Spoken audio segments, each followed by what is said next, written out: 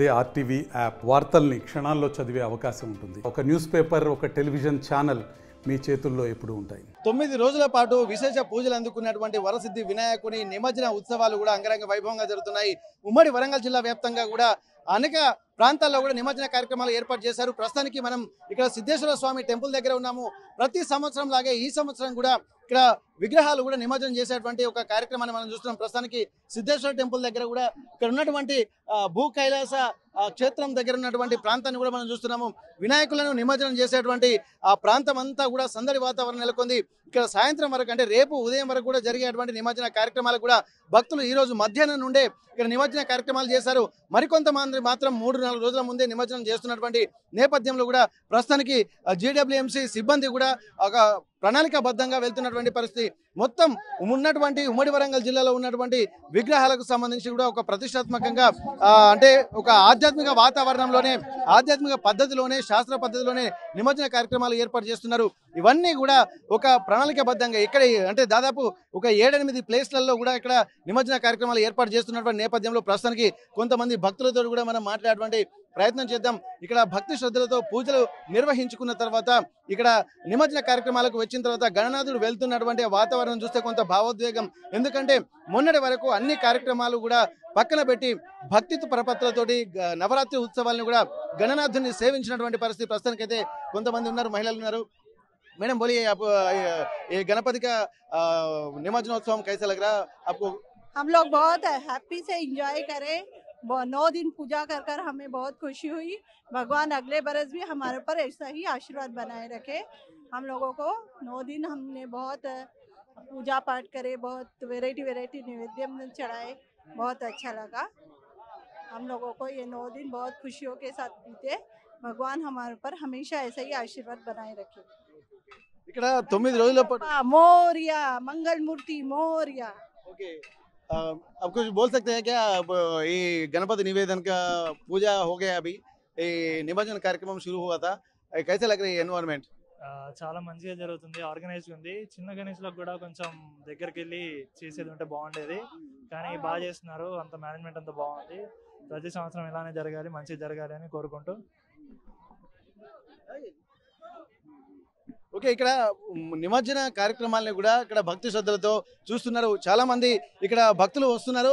ఇక్కడ చివరిసారి తమ నిన్న మొన్న కొలుచుకున్నటువంటి గణనాథుని పంపించేటువంటి నిమజ్జన కార్యక్రమాలకు కూడా భక్తులు ఇక్కడ చివరిసారి ఫోటోలు కూడా దిగుతున్నారు. నిన్న మొన్న మండపాల్లో ఒక సందడి వాతావరణం నెలకొంది, కానీ అందరూ కూడా భక్తులందరూ కూడా ఇక్కడికి వచ్చి చివరిసారి ఈరోజు వినాయకుడికి నిమజ్జన కార్యక్రమంలో వీడ్కోలు పలుకుతున్నటువంటి పరిస్థితి. మళ్ళీ వచ్చే సంవత్సరం కూడా గణనాథులు మళ్ళీ వస్తారు, మళ్ళీ ఒక ఉత్సాహం నెలకొంటుందని చెప్పి కూడా భక్తులు అనుకుంటున్నారు. ఒకసారి మహిళలతో మనం మాట్లాడదాం.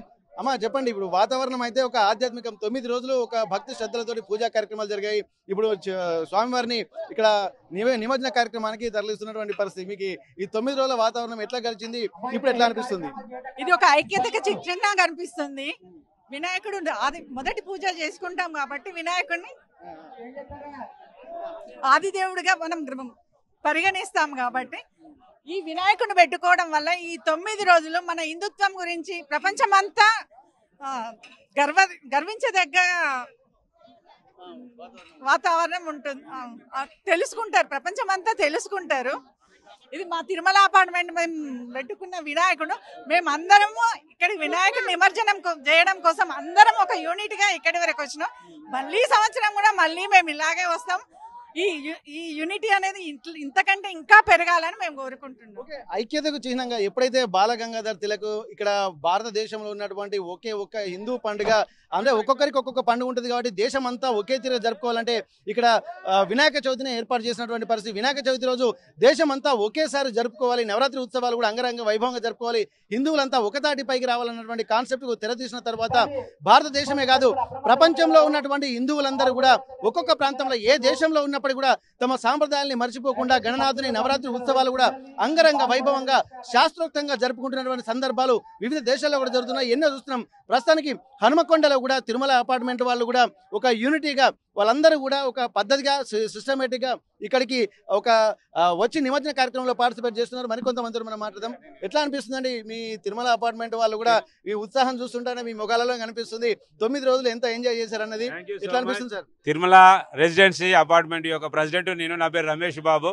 9 రోజులు ఈసారి ఫస్ట్ టైం ఒక మంచి పూజారిని పెట్టుకొని దిగ్విజయంగా చాలా హోమమే కానీ, తర్వాత రుద్రాలని, తర్వాత అన్నదాన కార్యక్రమాలు రోజు 2 రోజులకు ఒకసారి, రోజు ఈవినింగ్ టిఫిన్లు అని, ప్లస్ ఈరోజు దాండియా అని, సరస్వతి పూజలు, తర్వాత రోజు ఒక కల్చరల్ ప్రోగ్రామ్ పెట్టుకొని అందరికీ చిన్నపిల్లలకు పెద్దోళ్ళకి అందరికీ ప్రైజెస్ డిస్ట్రిబ్యూషన్ చేయడం జరిగింది. ఒక 8 స్కీమ్స్ లోపల పెట్టేసి చాలా దిగ్విజయం చేయడం. ఎప్పుడు మేము ఇదే 30 ఫ్లాట్స్ ఉంటాయి మా దగ్గర, 30 ఫ్లాట్స్ అందరు కలిసి ఈసారి చాలా సక్సెస్ఫుల్ గా చేసినందుకు అందరికీ థ్యాంక్స్ చెప్తూ మీకు కూడా థ్యాంక్స్ చెప్తున్నాం. 9 రోజుల పాటు అనేక కల్చరల్ యాక్టివిటీస్ కూడా మీరు ఏర్పాటు చేస్తున్నారు కదా, ఇప్పుడు మిగిలిన ఏ పండుగలో కూడా ఇట్లాంటి వాతావరణం ఉంటుందా? లేదండి, ఇసటి వాతావరణం ఉండదు. ఒక విఘ్నేశ్వరుని మాత్రం ప్రతి ఒక్కళ్ళు అపార్ట్మెంట్ లో ఇంట్లో చేసుకుంటాం, పొద్దుగాల సాయంత్రం పెద్ద వినాయకునికి మళ్ళా చేసుకుంటాం. ఇక్కడ మహిళలు మీరు ఏమైనా పాటలు పాడతారమ్మా? గణనాథునికి సంబంధించి హారతులు పాడుతూ ఉంటారు. మహిళలు అనేసరికి ఇక్కడ పూర్తిగా ఒక మంగళహారతి పాటలు కూడా మనకు కనిపిస్తూ ఉంటాయి. ఇక్కడ గణనాథుని చివరిగా పంపించడానికి ఇక్కడ మహిళలు ఏమన్నా పాటలు పాడతారా? మీరు మహిళలు రండి ఇప్పుడు పాటలు పాడుతున్నారు కదమ్మా, చెప్పింది కదా పాటలు పాడతారని చెప్పి.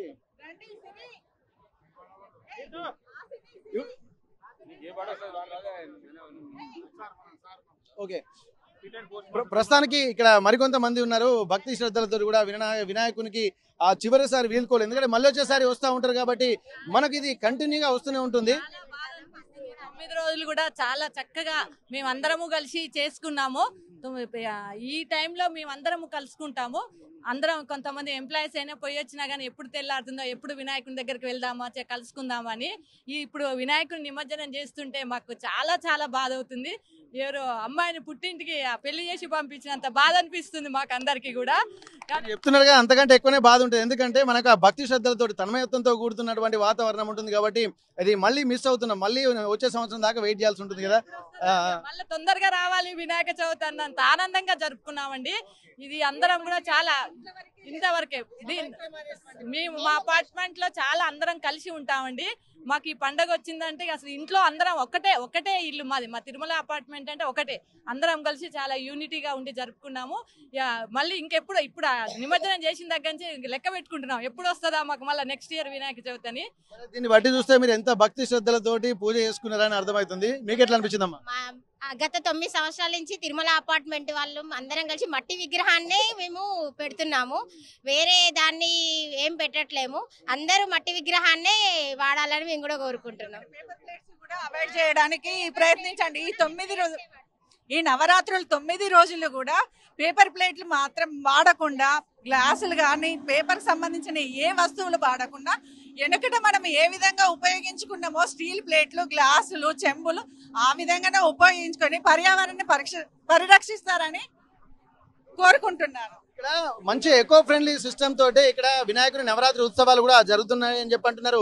ఇక్కడ మట్టి వినాయకుడిని పూజించడము, అలాగే ఇక్కడ ప్లాస్టిక్ వస్తువులు అంటే పేపర్ గ్లాసులు కానీ, ప్లాస్టిక్ పేపర్లు కానీ ఇవన్నీ కాకుండా కేవలం ఆ స్టీల్ ప్లేట్లు అలాగే స్టీల్ గ్లాసులు వాడుకుంటూ ఇక్కడ పర్యావరణానికి హితం చేకూర్చే విధంగానే తమ 9 రోజుల నవరాత్రి ఉత్సవాలు జరిగాయని చెప్పి చాలా ఆనందంగా చెప్తున్నారు. అంటే వాళ్ళలో ఒక విల్ పవర్ కనిపిస్తుంది. ఇక్కడ ఉత్సవాలు అనేసరికి ఇక్కడ ప్రకృతిని కాపాడడంతో కాకుండా పండుగలు కూడా శాస్త్రోక్తంగా జరగాలన్న కాన్సెప్ట్ వాళ్ళలో కనిపిస్తుంది.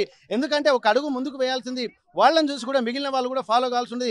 ఎప్పుడైతే ప్లాస్టర్ ఆఫ్ ప్యారిస్ వస్తుందో ఇక్కడ జలచరాలు కూడా చనిపోతూ ఉంటాయి కాబట్టి ప్రకృతిలో అంటే భూతదే కలిగి ఉండడం కూడా మన తెలుగులో న్యూస్ కి ఫాస్టెస్ట్ యాప్ ఇప్పుడు టోటల్లీ న్యూ అవతార్లో జస్ట్ 5 seconds లో complete news.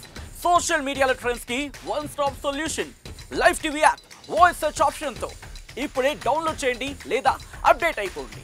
App link description లో ఉంది.